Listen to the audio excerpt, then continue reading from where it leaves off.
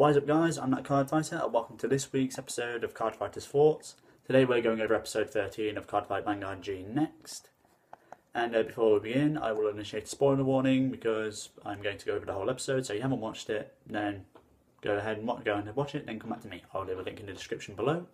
Also, I shall be watching the episode on the computer screen but with no sound as there is no spoiler warnings. So without further ado, let's go.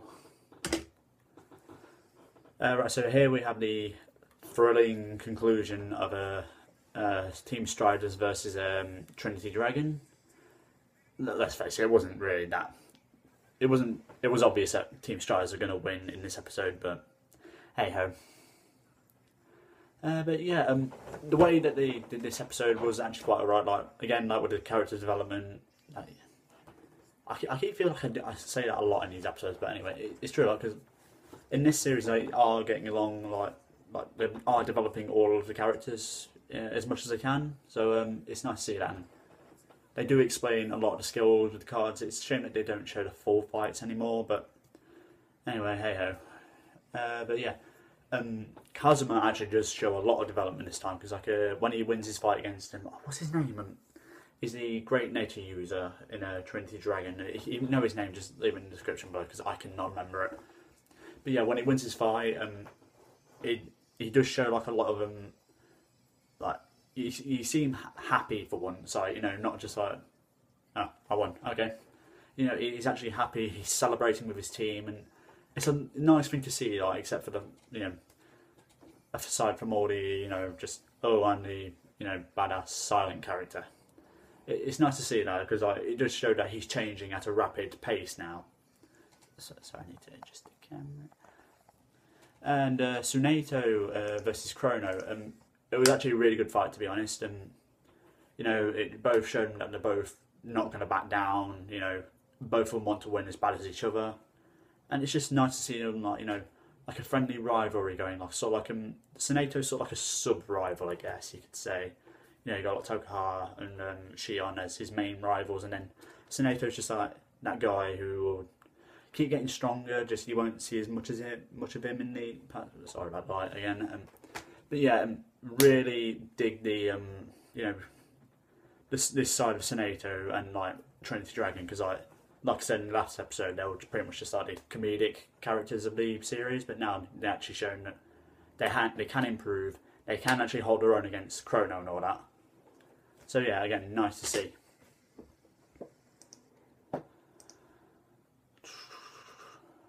And we do get to see some new of the new Oracle Think Tank support for Susanoo. Like we get a new Susanoo Grade 3 and a new Stride uniform, which is actually really good. Well, it's good, but it's really conditional. Like you can only use it in like certain conditions, I guess, like to get the best effect out of it. Situational, that's the word.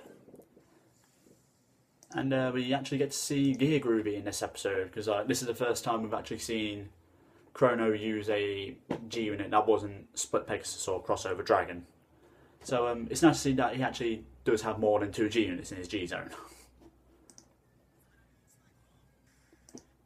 Yeah, like I said, like the competition between these two people, like Tsuneto and Chrono, is really nice to see because again, like I said, it's just really nice to see like that Chrono has all these other rivals except for Shion and Tokuha. Because let's face it, it was getting kind of boring just having those 3 in the spotlight. But now we get like more characters. Yeah, they like those 3 still like sort of like take up the spotlight more than the others. But it's just nice to know that Bushiroad are reminding us that these characters exist. So good on you, Bushiroad. Good on you. Again, sorry about the camera. And we get Oracle explained a bit more now, which is nice. And I don't know the exact thing of Oracle, but apparently I think it's like you get to, I don't know, the way that I see it, like a lot of these cards that Tsuneto's using is when this unit's placed on so and so, like look at the top 2 cards of your deck, add 1 to hand, put the other on the bottom of the deck. So I don't know, like if you know what Oracle is, like I don't really play Oracle Think Tank, so you're probably gonna have to like. If you do know, then leave a comment in the description. Leave a comment down below in the comment section. That's the one. But yeah, like I said, it is nice to see all these other clans getting support again. You know, not just Royal Paladin, New Nectar, and Gear Chronicle.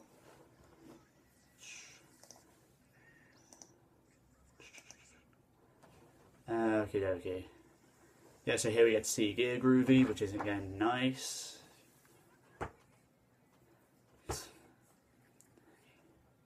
And we don't actually see Chronos Command. It's Huang Long and next stage. Obviously, it's going to be next stage because that's his ace card. But you know, it's nice to see that he's actually mixing up the two skills. Like he's not just using the same two skills over and over again. Like most people use like Ragnarok in next stage now, but it's nice to see that you got like Huang Long being used, Chronos Command.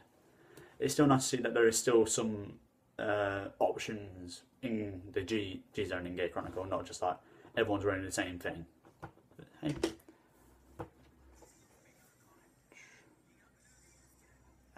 Let's have a look.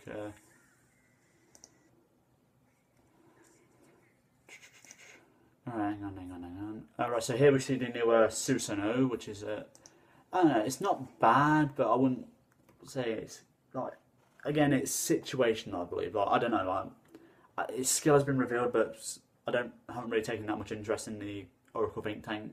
Like, but you know, it does look like a nice card. You know, it actually gives you more grade 3 options in a G-based Oracle Think Tank deck. So yeah, not bad. Hang on. Right, here we go. What's its name? And I believe the new Susanoo Grade 3 does combo well with the new Susanoo Stride, but again, it's sort of situational. Like, to get the full effect of it, and pretty much the new Susanoo Stride, which I believe is a GR in the character booster, it's I think you pay the cost, which I don't know what the cost is, but then you draw as many cards as you want until you get 5 cards in your hand. So say like you just wasted your whole entire hand and somehow managed to stride, like you still have a way of like gaining hand advantage just by striding.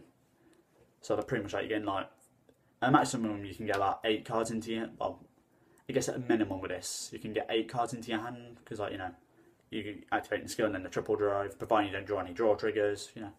It's nice, like, because like, it does like, even for all those Oracle Think Tank players who like have to waste a hand to against all like these multi-attack decks that are existing right now, like Gear Chronicle and Royal Paladin, Neo Nectar. I guess you could say Gold as well. Yeah, all these like multi-attack decks, like you're going to waste your hand quite a lot. So the fact that Oracle Think Tank and Great Nature, I guess, do have these ways of getting multiple cards into the hand, just like so they have more defensive options as well as offensive options. It's nice because it is still like, I guess they do have a way to combat these multi-attack decks, so it's nice to know.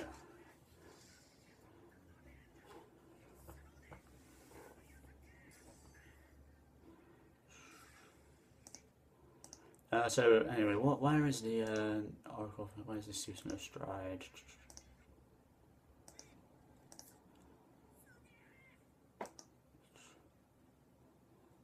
So again, here we see where Sonato really does show that he actually does care about winning. He does care about his teammates. Like, he wants to pretty much be a successful team, be professionals with Carl and what's his name? You know what? I'm just gonna call him Big Guy. Like the Big Guy, Carl and Sonato, they all want to do well together. They actually want to be the best of the best. And it just shows that they're willing to improve. They're willing to train to do that. So, and it's nice to see.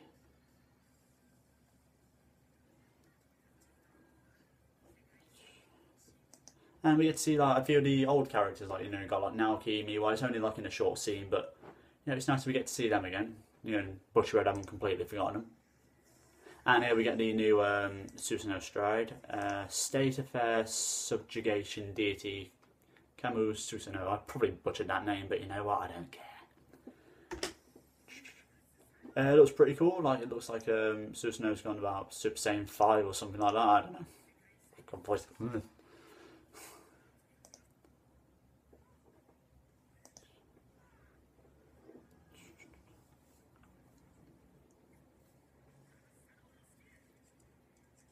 Right, so it looks like your Counter Blast 2.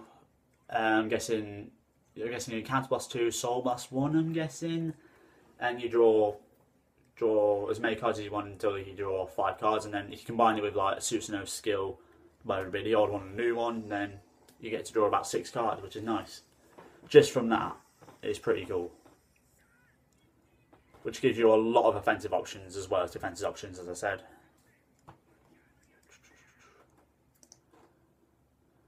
Right, so here we're going to have to wrap up the episode, and obviously Chrono finishes it with the card that he has been for the past, I don't know, maybe 5 episodes he's been in. The crossover, if you don't know his skill, then, you know what, I don't blame you. He's not a bad card, but again, he's sort of situational, like, when there's just so many better options, like, you know, like Gear Groovy, Next Stage, Ragnarok, Chrono's Command, I can go on.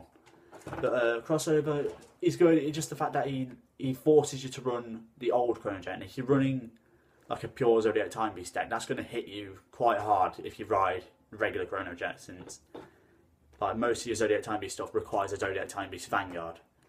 So I don't know. I'm considering running him about 1, like crossover at 1, and maybe the old Chrono Jet at 2. But I'll probably won't. I don't know. I'll see how it goes. I'll let you, if I do get it, then I'll let you guys know what it is, what it's like. So yeah. Here we see like Chrono winning. You know, obviously to advance the plot. And now we see Kazumi, Kazumi Onimaru, I believe it was.